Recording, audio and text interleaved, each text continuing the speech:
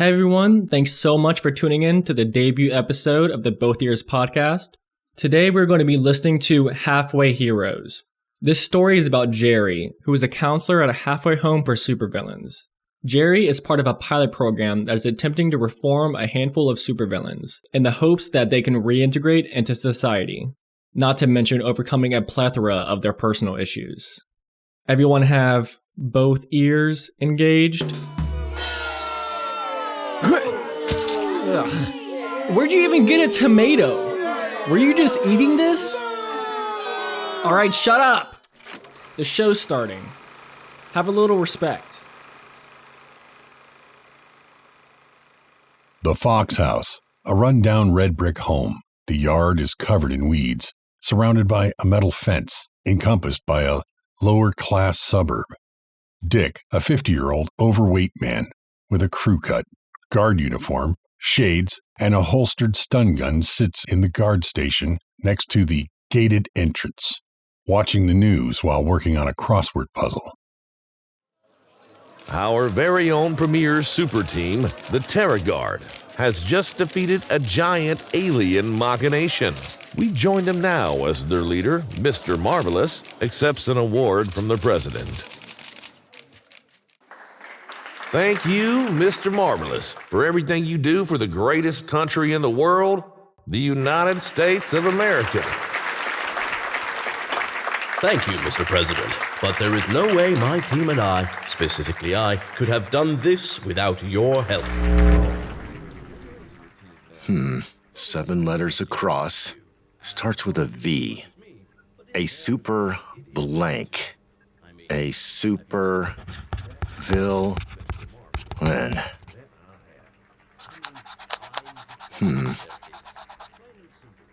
Scum bag.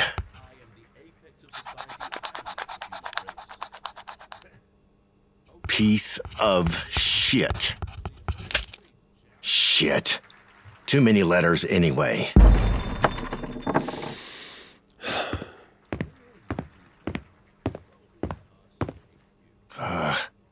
Dick looks at the Fox House, a halfway home for supervillains, as another explosion goes off,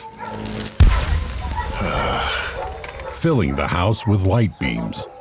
I swear to fucking gut.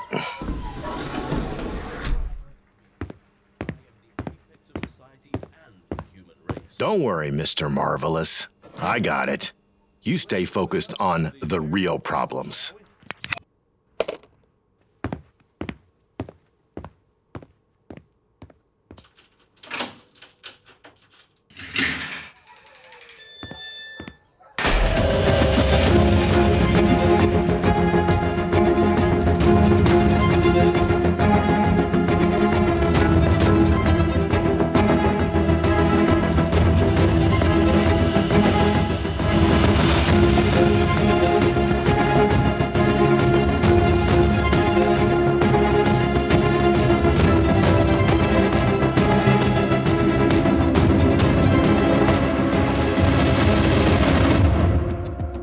Halfway Heroes, written by Elijah Williams, podcast directed by Tulio DeSantis.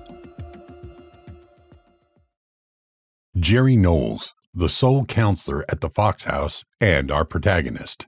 A slim 20-year-old man with overgrown hair, glasses, tennis shoes, cheap button-up shirt, and a tie tries to wrestle a robotic arm covered in cogs and lights away from a mischievous yet elegant Billy Shakes, a 20-year-old Englishman wearing a 3-piece suit and dress shoes.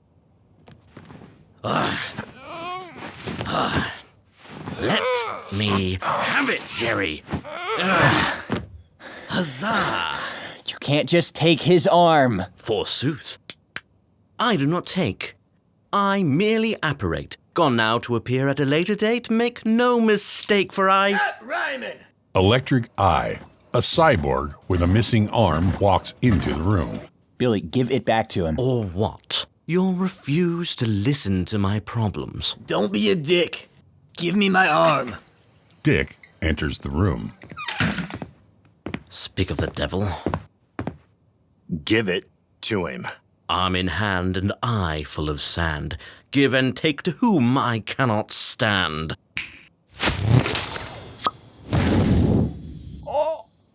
Your arm is back. Ah! My eye is gone! You know you're not supposed to use magic on sentient beings. I'd hardly call him sentient. The eye. Now. Doesn't work that way. Don't give me that bullshit. Bring it back or I'll report you for dismemberment and enucleation. Oof, I don't even know if that'll count since it's a robotic eye. But don't do that. They'll just transfer him back to Supermax either way. Good. Billy, Eugene, get out of here. I need to talk to Dick privately. How many times do I have to tell you? It's electric eye! Right, sorry. Please leave. Why should I? I didn't do anything. Electric Eye, you tried to steal his wallet. It was the robotic arm! It has a mind of its own. You've always had the same goddamn excuse. I'm tired of... Wait! Just go, Electric Eye. Please. Fine.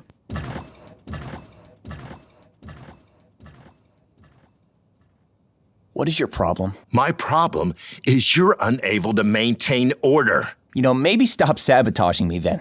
In the 2 weeks I've been here, you've consistently undermined my authority.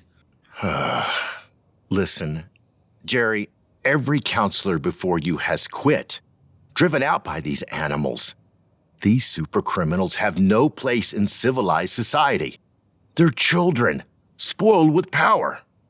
Okay, so why bother working here if you don't believe in the mission of the halfway house? Because some people can't protect themselves. And the good people of Cosmos Heights deserve to have someone that can protect them. Yeah, but isn't that what the defense system and the force field are for? I'm here so they don't have to be used. They're very expensive to operate. Listen, if we can help the residents reform, then that's one less villain in the world. And you can't strong-arm people into changing. These lowlifes only listen if you speak their language, and I've become fluent.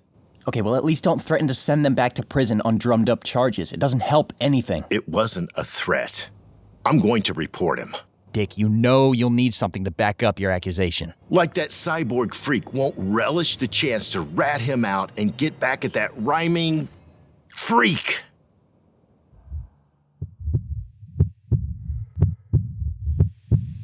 Dick races Jerry to Electric Eye's room to convince him to snitch on Billy.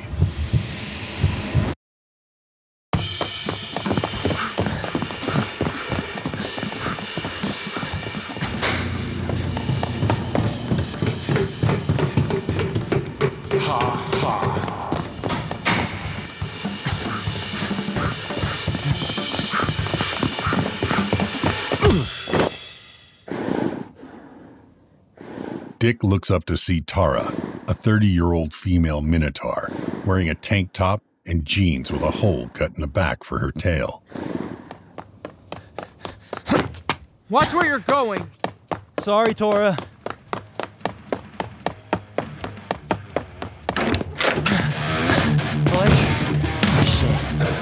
Shit, okay. Electric Eye. Dick is about to come in and ask you to do something. Just don't do it. Why? He wants to unfairly punish Billy. So? Please, I'm begging you. Maybe I can be convinced. For a 6-pack of Pabst? You know I can't give you alcohol. Fine. 12-pack of Bud Light. 24-pack of Mountain Dew. You drive a hard bargain. Eugene, how much do you hate Billy? A lot. What if I could get rid of him with your help? Very tempting. I'm going to get my superior on the phone. All you have to do is tell them that Billy stole your arm and then your eye. Don't do it. Billy's gonna get sent back to prison for some harmless prank. Good. Okay, I'll throw in an album.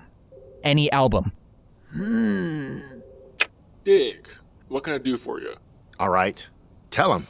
You know what? My memory's a little hazy right now. Maybe later it'll come back to me. What? You heard him. You're gonna regret this, Jerry.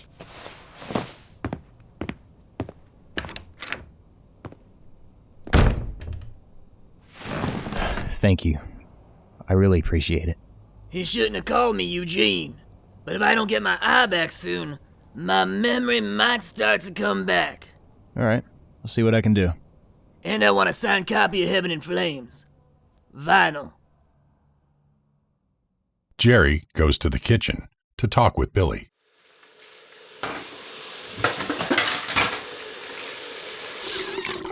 What do you mean you can't? Magic's not a precise art with concrete results. It's like a poem. There is vagueness, interpretation. So you're saying you can't control it? A crude rephrase.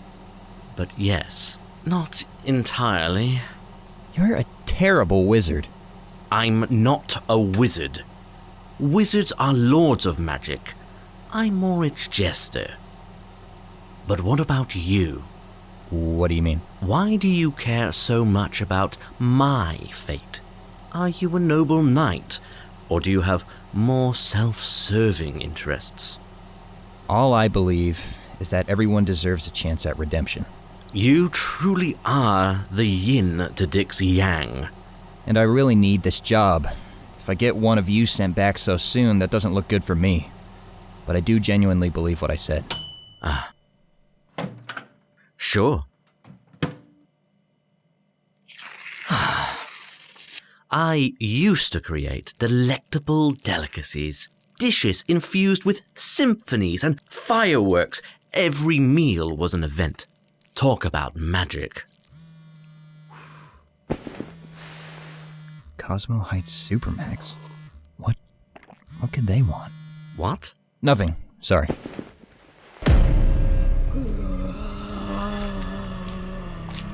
Ugh! Ugh, what the hell, Carrion? It stinks.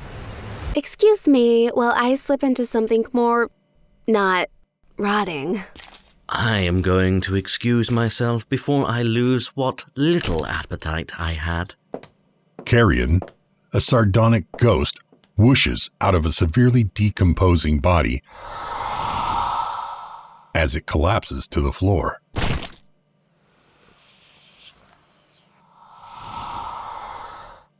Carrion walks out of her room in a new but naked female body. What do you think? Isn't she perfect? Besides this pesky autopsy scar. Why are you only wearing shoes? Put some clothes on. This is my clothes. Then put on another layer. You know, just once I'd like a body that wasn't stabbed or shot or picked apart by vultures. Clothes, Carrion. Prude. I'll see if I have anything that fits this one's body.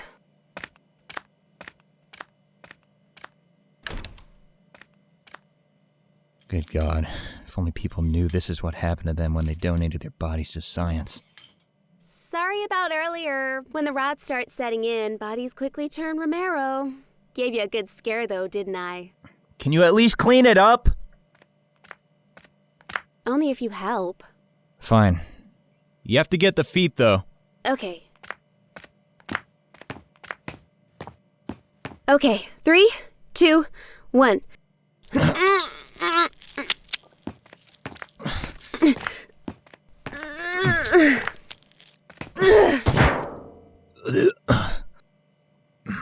So, how long have you been here?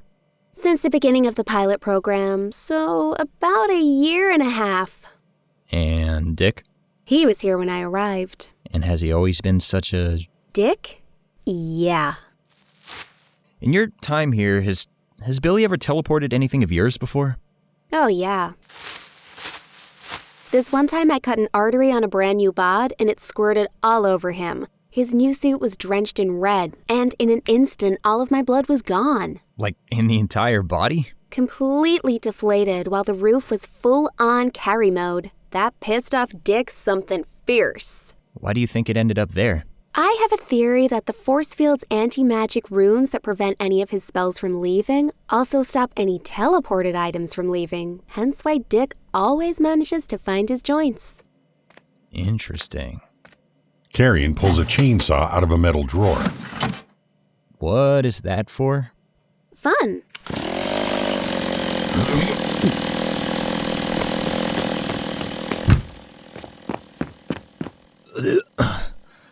Alright, have fun. I'm gonna go look for Electric Eye's eye. Jerry shines a light under a sofa, uncovering only dust bunnies and moldy pizza. He combs through patches of dead grass in the backyard. Then he searches through Electric Eye's record crates. He picks up Judas Priest's Screaming for Vengeance album and reads the track list. A song is titled Electric Eye. He even stole his name. Jerry continues his search in the bathroom, but finds it coated in hair. He sees a thick clump clogging the sink. Ugh! Tora!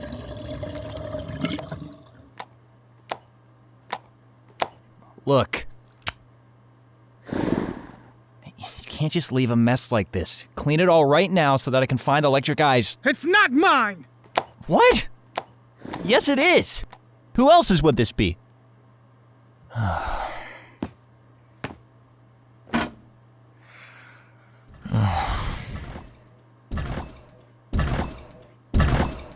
Hey, boss man, what's got you down? I'm trying to find your... Anyways, I just wanted to check in on the statue of a certain vinyl that you agreed to procure for me. Listen, it was like $500 on eBay. I can't afford that. That's a shame. I wonder what Dick is up to. Listen, I'll get you something else. More Mountain Dew, a meal, anything. Within reason. Well... Jerry is walking to the front door of the Fox house, carrying a paper to-go bag. Dick jogs to catch up with him. This bag is soaked in grease. Hey, Jerry. I just wanted to give you a heads up that I called for an early quarterly from admin. The quarterly inspection? But that's not until next month. It was. But I told the administration that I think we need one today. Today? The inspector should be here in about 3 hours. Good luck explaining why one of our residents is missing an eye. Why did you do that? If they see the state the house is in and with the shit with Billy, they're gonna shut it down. Of course. It's inevitable. There's a reason they nicknamed this place the Fox House. Because it's their nature to deceive and take. You can't change that.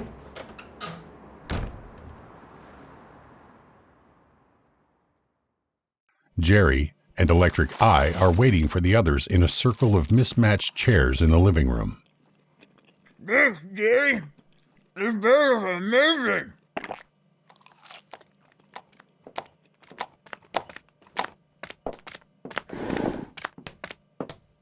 Thanks for coming, guys. Everyone take a seat. Like we had a choice. Yeah. Good seconds of Jerry. Though they usually aren't a surprise scheduled 20 minutes beforehand. This is highly unorthodox. Alright, as I'm sure you're all aware by now, Billy teleported Electric Eye's, eye away. Do you want us to tell you how we feel about it? No, I need your help to find it. Why are you groaning? It's your eye. But finding it sounds like work. Is this some kind of team-building activity? It's more like a save the halfway house activity. What are you talking about? Dick has decided to call for an early inspection. If they see the state the house is in or find out about the missing eye, they'll shut us down. What? They're going to send us back to Supermax? Yeah, Tora, looks that way. Unless we can find that eye. Tora storms over to Billy and picks him up with one hand. Whoa, whoa, whoa. Unhand me, you bovine brute. What the hell, Tora? Whoa, okay, put him down. Bring back his eye. Right now. I'm not going back. No way. It doesn't work that way. Bullshit. Bring back the eye or I'll break you. Tora. He can't, but we can work together to find the eye. She is beyond diplomacy. Tora, don't do something you might regret. Carrion told me it's most likely somewhere on the property, okay? We can solve this. but only if we work together.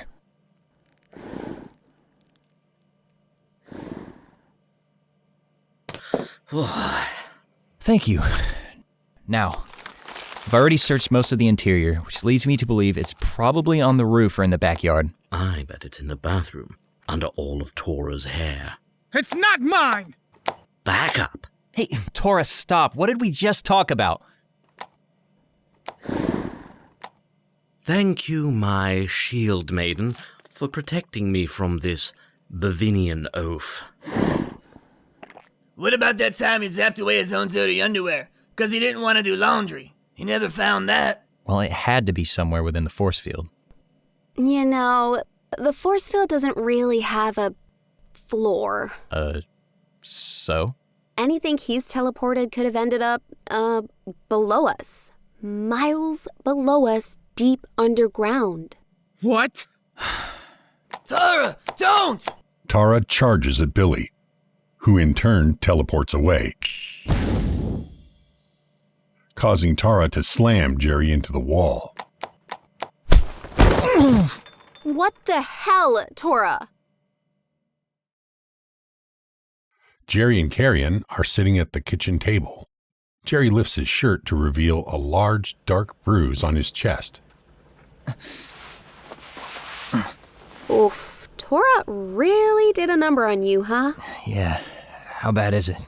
Seems like the brunt of the impact was around the oblique fissure. Chances are she cracked the 5th and 6th ribs. Possible bruising on the spleen. That sounds bad. I'm gonna lightly touch you and you tell me how much it hurts. Only a little pain. How do you have all this medical know-how? Back when I was appropriating bodies from morgues, I didn't really have many options. I had to learn how to stitch up bullet wounds, set casts for shattered bones that would never heal. All that patchwork necessary to go unnoticed as a shambling corpse. So, you're self-taught? Ow. You can put your shirt down. It's really easy to audit medical school when you're incorporeal. You seem mostly fine, which means you're very lucky. You should put an ice pack near your spleen to avoid swelling. Thanks, Carrion. You can call me Carrie. All right. Carrie. I came up with Carry On in the joint. Guess I'll have to practice my tough girl shtick again for when we get thrown back in the clink. A good villain name commands respect. People leave you alone. You should keep using it in front of the others. Yeah, I'm sorry. I don't blame you. I blame Dick. Yeah, I just don't understand why he wants to shut us down. I mean, it's his job too. Just between you and me, I heard his wife and kid died when Mr. Marvelous fought Duke Dynamo. Duke Dynamo? You're sure? Yeah, real tragic. Apparently, he applied to be a guard at Supermax right after they convicted Duke, but he got rejected and got offered this place instead. Bet he figures if we get rolled back, he'll get transferred too. That explains a lot. Can't imagine what he went through.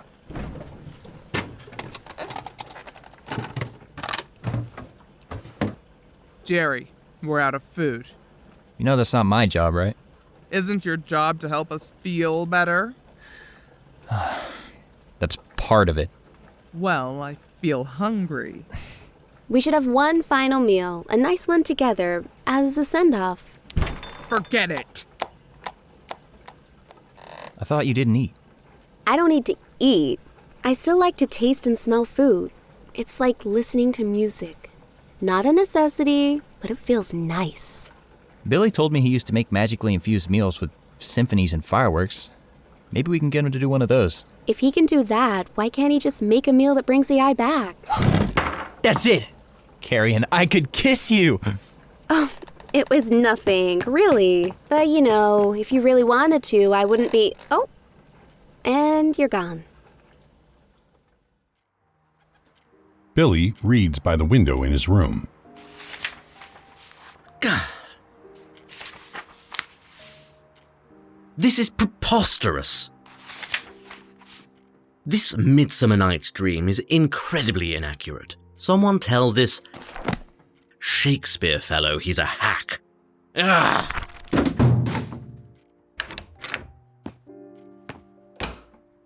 Remember when you said you were able to do incredible things when you cooked? That's because I'm naturally amazing. Okay, don't you think you might have just a little bit more control of your abilities if you had a pan in one hand and a knife in the other? A knife will make anyone feel in control, unless a gun is present. Come on, it's not like you have anything to lose. I will not help those ingrates. But you'll go back to prison too. Surely you can't hate them that much. One of them stole from me, and the other attempted to kill me. Okay, but what about Carrion? She'll be better off. In my time cohabitating with these barbarians, I have learned that they are incapable of considering the needs of others, chiefly the needs of myself. But I assume those of the Spectre as well. You know who you sound like right now, but more flowery? William Shakespeare? Dick. Get out. But everyone is depending on... Get out.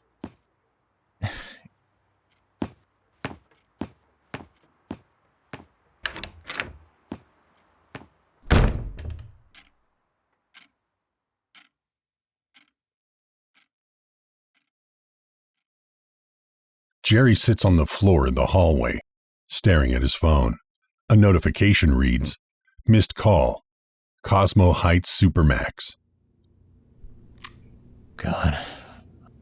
I don't know what to do anymore. Hey, Jerry, if the Billy thing doesn't work out, I know a really good Chinese place if you wanted to get some. He said no, didn't he? I guess I was wrong. Maybe some people are just stuck in their ways. Immovable objects. Then become an unstoppable force. We might not be able to change Billy's mind, but we can get this place cleaned up. Give us the best possible chance when the inspector comes. I really appreciate what you're trying to do, but you deserve better than all this. Spend what little freedom you have left having fun. Go haunt a house or scare some kids. Rude stereotypes aside, you can't just give up. I'm not giving up. I'm moving on. It's time to look for a new job, I guess.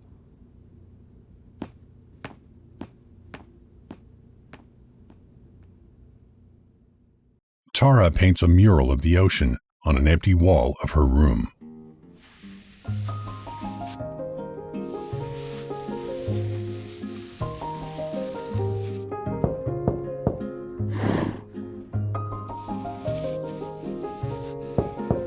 Leave me alone!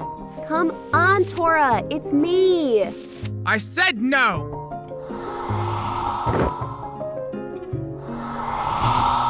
God damn it, Carrie! I'm sorry. I know I promised not to phase in anymore. Oh my gosh, I didn't know you painted. But I need your help. I'm not interested.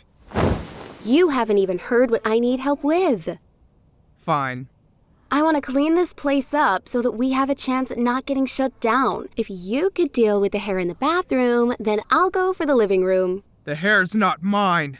Tora, come on. I know it's yours. Leave! Right now! I mean, come on. I can see some of it right there.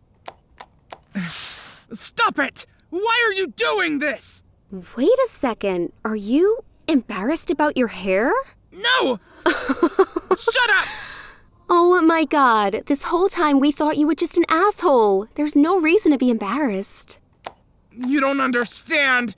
Everywhere I go, people always think of me as some kind of animal. Like, just because I look like this, I have to act like an animal, think like an animal, shed like an animal. Well, you do shed. Ugh! But I don't think you're an animal at all. And despite how they act, I don't think the others do either. An asshole, but not an animal. Really? But it's disgusting. Who am I to judge? I shed entire bodies. Do you know how hard it is to get laid when you're cold to the touch and partially rotten? I wouldn't give your hair a second thought if you just cleaned it up. I never thought of it that way. You know, cleanliness is one of the few things that actually separates us from the animals. Tara and Carrion are cleaning the bathroom, brushing up the hair, scrubbing the floor, and so on.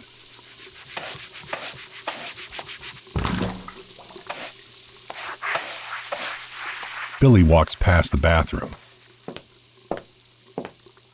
does a double take, steps back, and looks inside. I don't believe it. Someone has stolen our Tora and replaced her with a bestial changeling. Screw you. Yeah, screw you. What did you do, Carrion? Bribe her? Blackmail?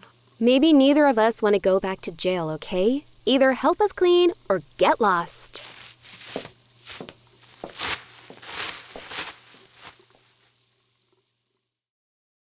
Jerry scrolls on the computer while Electric Eye watches cartoons.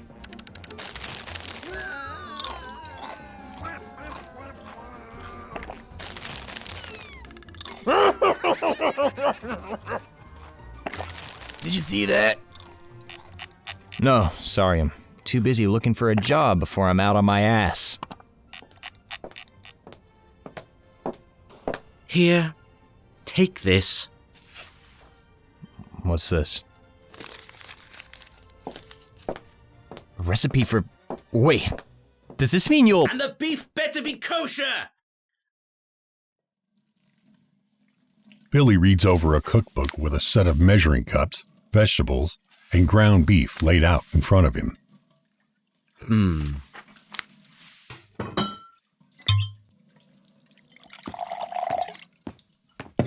Hope this works. Silence, Gerald. So if we're lucky, we've got a little under an hour. Can you get it done? Improbable. Oh my god. I don't believe it. Oh my god. All plebeians leave my kitchen. I'll tolerate wine, but no bitching. That magic's already started.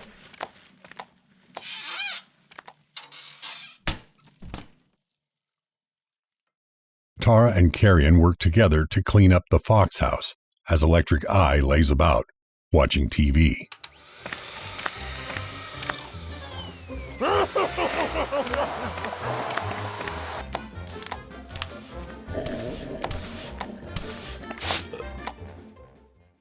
Tara takes the trash out as a car pulls up to the front gate.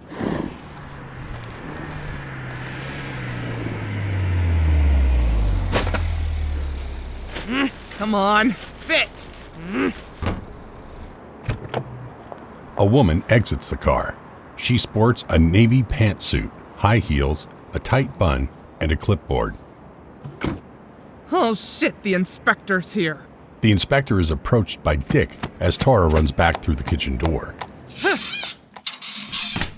She's here! Oh, shit. Already? It still needs another couple of minutes in the oven. Are you sure?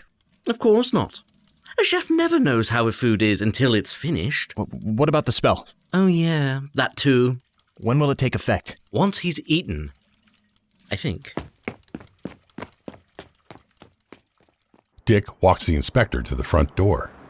Thank you for coming on such short notice, Inspector Gibbons. We take complaints of missing body parts very seriously, and my boss is watering at the mouth for a reason to shut this down. Anything to bring down spending. Of course. Money better spent keeping the bastards locked up.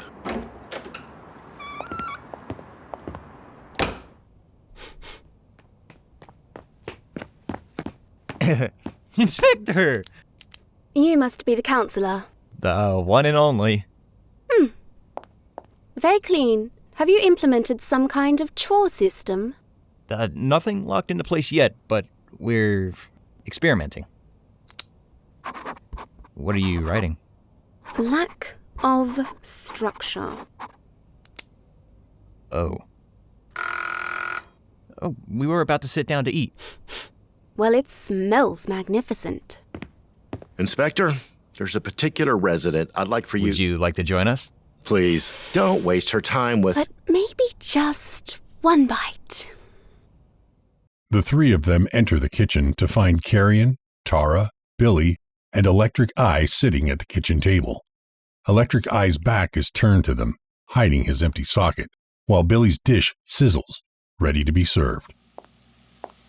Oh my, shepherd's pie is my absolute favorite. That looks delectable. Good. Billy cooked it himself. You've gotten the residents to cook for each other. On special occasions. Very impressive. Billy, if you'll do the honors. Before you eat, I think there's something this resident wants to show you. Thank you, Billy. Let him take just one bite first. Well, it's still warm. No, I think he should say it now. Let him enjoy his food first.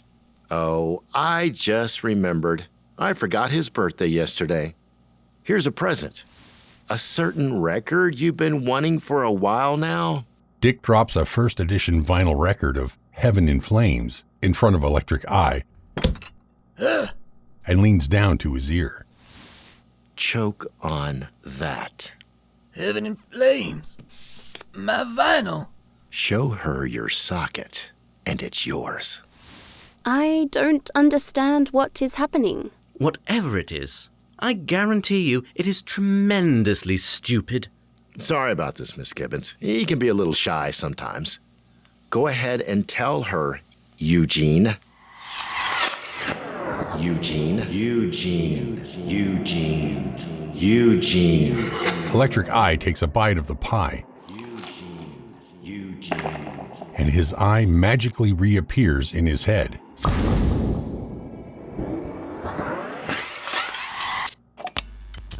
His eye came back. Inspector Gibbons, I must apologize for how weird they're both acting. It's just that Jerry and Dick both care about me so much. But he was... It's quite fine, really. Now, what is it that you wanted to show me? Why, I wanted to take you on a tour of the home, because I love it here. Really? Indeed. And why don't you take a slice of pie along with you? Billy serves everyone, but Dick, a slice of pie. Thank you. Great. I'll meet you in the living room. Just need to blow my nose. Gladly. How many times do I have to tell you? It's Electric Eye. Asshole. What the hell just happened? Good job, Billy.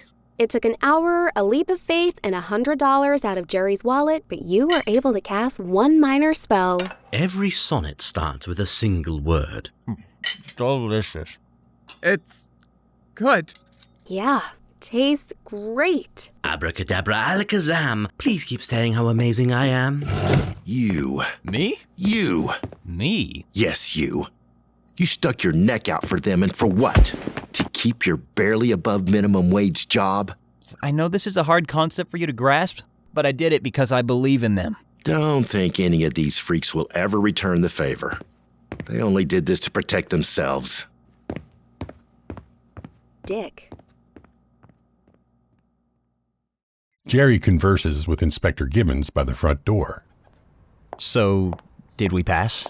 Outside of an extreme lack of structure, everything seemed to meet the minimum threshold needed. Is that a yes? Yes, technically. Okay, great. Thank you so much. I feel obliged to warn you that the administration doesn't share your optimism. The pilot program is coming to an end in just under 7 months. They will then commence with a full review with the intent of discontinuing. Why? They want to be able to tout this place as their honest attempt at reform while also showing that it was a failure. Well, how do I prove it isn't? Structure. Show the administration a system they can replicate and sell, both to the public and their bosses. That'll work.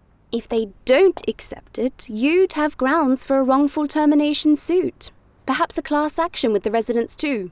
It's your best shot. All right. I'll get a chore system in place and help them find jobs. Reintegrate. If you're not a religious man, I suggest you start praying. I'm not trying to make them into heroes or anything. Just regular people. A minotaur, a ghost, a cyborg, and a poet all walk into a bar. What do they get? What? The cops called on them. Good luck.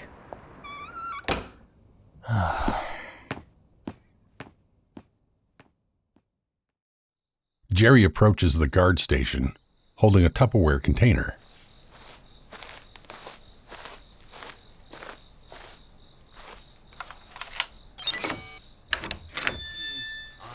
best there is.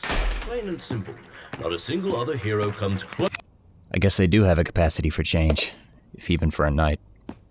Keep an open mind and anyone can surprise you. Whatever.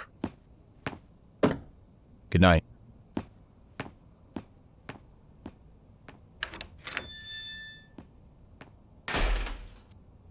Oh my, shepherd's pie is my absolute favorite. That looks delectable. Fine. Let's see what this is about.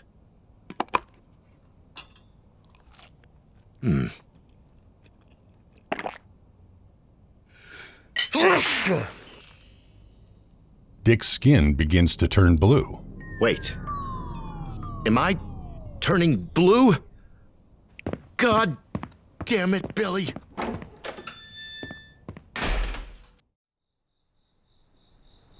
Jerry walks down the nearest street while looking at his phone.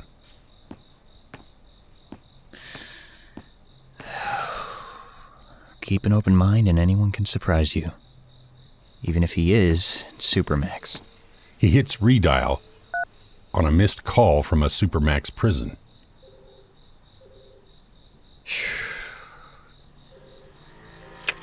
Yes, hello.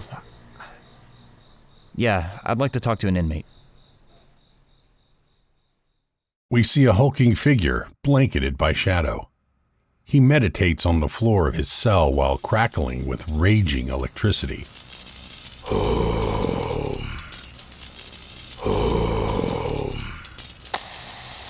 Duke Dynamo, you have a caller.